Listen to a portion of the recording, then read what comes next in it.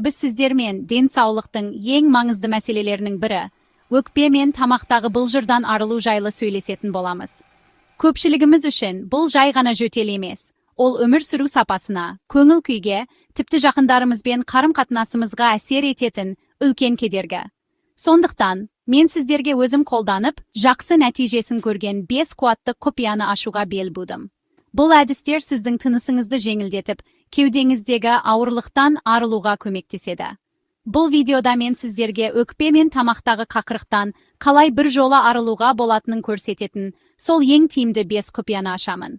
Біз тек теориямен шектелмейміз. Керісінше, әрбір қадамды бірге жасайтын боламыз. Сіздер көптен бері іздеп жүрген, қақырықты сұйылтып, оның шығуына көмектесетін атақты кеуде эликсирін жасауды үйренесіздер. Оның негізі табиғаттың өзі сыйлаған мия тамыры мен жебіршөп. Бұл жай ғана рецепт емес, бұл ата-бабамыздан келе жатқан уақыт сынынан өткен даналық. Ең бастысы, біз бұл эликсирді барлық ережеге сай, әр қадамын мұқият орындай отырып, су моншасында дайындаймыз. Неліктен су моншасында дейсіз бе?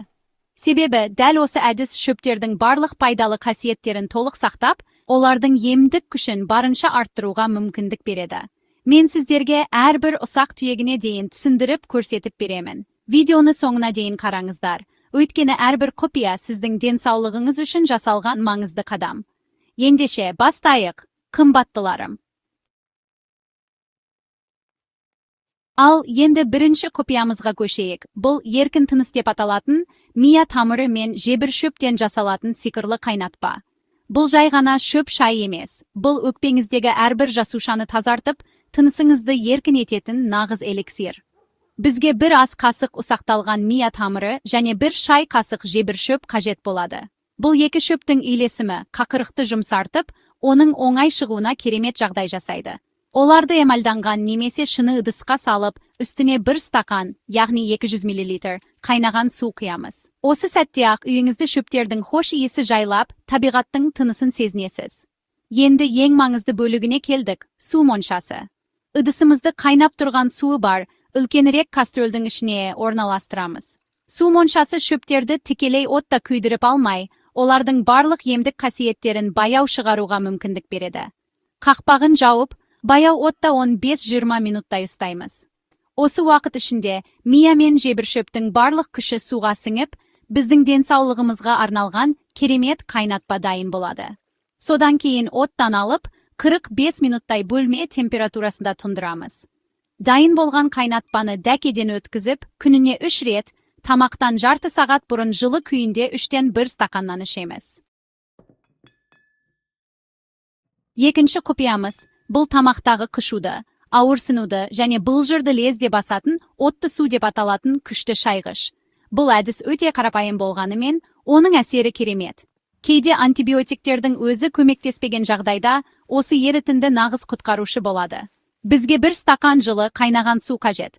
Оған 1 шай қасық ас тұзын, жарты шай қасық ас содасын және 2-3 тамшы йод қосамыз. Тұз табиғи антисептик, ол ісінуді басады. Сода бұлжырды ерітеді, ал йод бактериялар мен вирустарды жояды. Осы 3 компонент бірігіп, тамағыңыздағы барлық жағымсыз сезімдерге қарсы нағыз отты соққы жасайды. Барлық ингредиенттерді толық ерігенше жақсылап араластырамыз. Дайын болған ерітіндімен тамағымызды күніне 3-4 рет шаямыз. Шаю кезінде басымызды сәл артқа шалқайтып, а немесе деген дыбысты шығаруға тырысамыз. Бұл ерітіндінің бадамша бездері мен тамақтың артқы қабырғасына тереңірек жетуіне көмектеседі. Әр шайған сайын сіз тамағыңыздағы қышудың басылып, бұлжырдың жуылып кеткенін сезінесіз. Бұл процедурадан кейін кем дегенде жарты сағат бойы ештеңе ішіп жемеген жөн. Бұл әдіс әсіресе аурудың алғашқы белгілері пайда болғанда өте тиімді. Үшінші құпия, өкпенің ең терең түкпірінде жабысып қалған, шығуы қиын қақырықты қозғауға арналған темір ұстасының тынысы деп аталатын қарапайым, бірақ өте қуатты тыныс алу жаттығуы. Бұл жаттығу бронхтарды кеңейтіп, қан айналымын жақсартады және өкпедегі тоқырауды жояды. Оны орындау үшін арқаңызды тік ұстап, ыңғайлы отырыңыз немесе тұрыңыз. Қолыңызды жұдырыққа түйіп, иық деңгейінде ұстаңыз, шынтақтарыңыз бүгулі болсын. Бұл темір ұстасының көрікпен жұмыс істегендегі қалып. Енді мұрын арқылы терең және жылдам дем алып, қолдарыңызды жоғары көтересіз, жұдырықтарыңыз ашылады. Содан кейін ауыз арқылы күшпен ха деген дыбыс шығарып, жылдам дем шығарасыз да, қолдарыңызды бастапқы қалыпқа күрт түсіресіз, жұдырықтарыңыз қайтадан түйіледі. Бұл қозғалысты бірнеше рет қайталаңыз. Мысалы, 10-15 рет. Бұл жаттығу кезінде диафрагма белсенді жұмыс істеп, өкпені массаж жасайды. Бірнеше қайталаудан кейін сіз жөтелгіңіз келетінін сезінуіңіз мүмкін. Бұл өте жақсы белгі. Бұл қақырықтың қозғала бастағанын білдіреді. Жаттығуды күніне 2-3 рет жасап тұрыңыз. Төртінші құпиямыз, бұл тікелей емдік процедура емес, бірақ оның маңызы өте зор. Бұл жабысқақ тағамдардан бас тарту. Біз қанша ем қабылдасақ та, егер ағзамызға қақырықтың түзілуіне ықпал ететін тағамдарды бере берсек, онда барлық еңбегіміз зая кетеді. Бұл тағамдар қақырықты қоректендіріп, оны қою және жабысқақ етеді. Соның салдарынан одан арылу қиындай түседі. Ең басты жауларымыз бұл сүт және сүт өнімдері, яғни ірімшік, йогурт, қаймақ, сондай-ақ қант пен ақ ұннан жасалған өнімдер.